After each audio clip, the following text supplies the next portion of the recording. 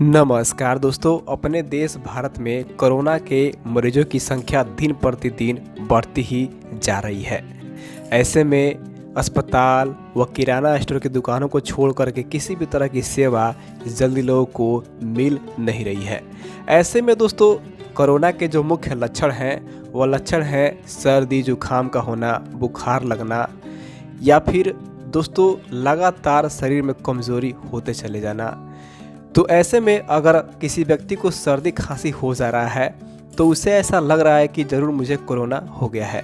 लेकिन दोस्तों मैं अपने छोटे से यूट्यूब चैनल के माध्यम से एक बात आप सभी लोगों से साफ साफ कहना चाहता हूं कि जब भी मौसम में बदलाव आता है, जैसे कि मान लीजिए सर्दी का मौसम चला गया, गर्मी का मौसम आ गया, तो आपने ज़रूर देखा होगा हर तरफ सर्दी जुकाम व बुखार लग ही जाती है।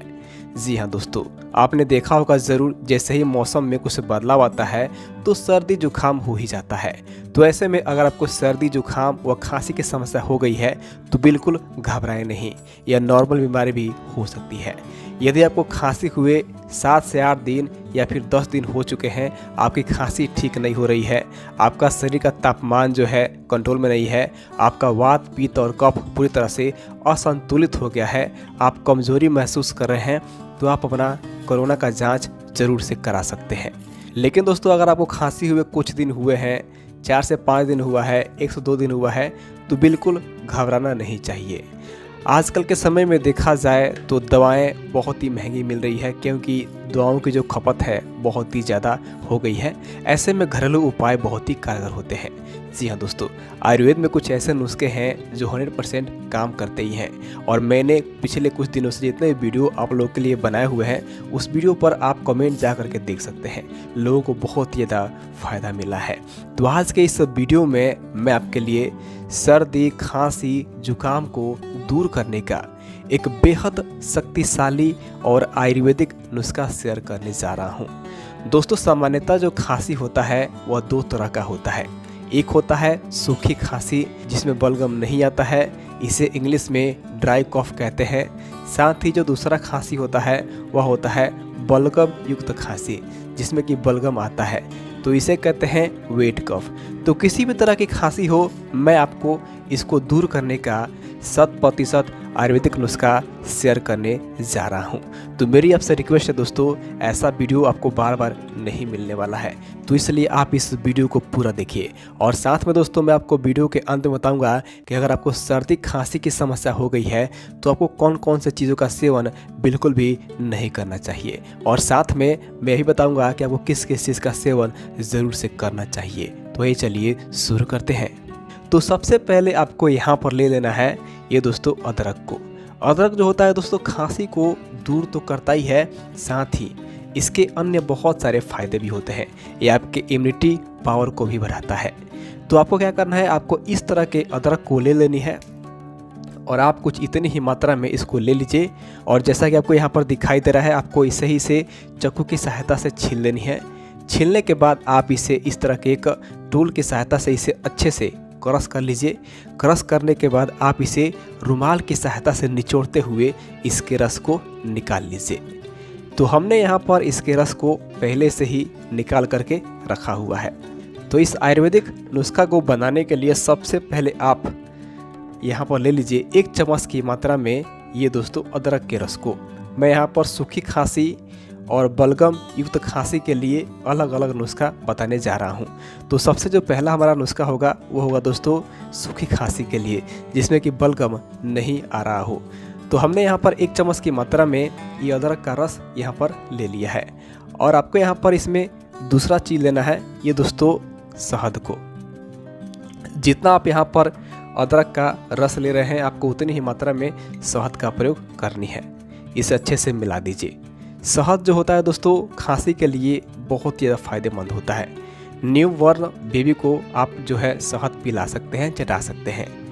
बच्चों को अगर खांसी जुकाम तंग करता है आज के मौसम में, तो आपको क्या करना है, आपको 1/4 चम्मच इतनी ही मात्रा में बच्चों को पिला दीजिए, तो आप देखेंगे खांसी में अभूतपूर्व लाभ मिलेगा।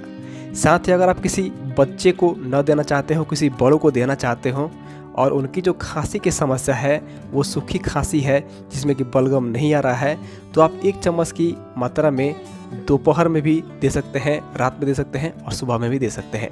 आप इसका प्रयोग दिन में 3 बार दे सकते हैं ज़रूरी हो तो, नहीं तो आप इसका प्रयोग दिन में 2 बार दे सकते हैं। इससे सूखी खांसी बिल्कुल ठीक हो जाती है। अगर आप किसी बच्चे को देना ही चाहते हैं, बच्चा बहुत ही छोटा है यानी कि 6 मंथ के बच्चे को भी आप जो है इसे उसके मुख में रह करके इसको चटा सकते हैं सुबह और शाम, उसकी भी खांसी में लाभ मिलेगा। अब बात करते हैं दोस्तों, अगर आपको खांसी की समस्या हो गई है और बार बार बलगम निकलता है तो कैसे उसे दूर किया जा सकता है। तो हमारा यहाँ पर जो नुस्खा जो पहले बनाया गया था जिसमें हमने शहद लिया था और अदरक का रस लिया था, आपको सेम ऐसे ही इससे भी बना लेनी है।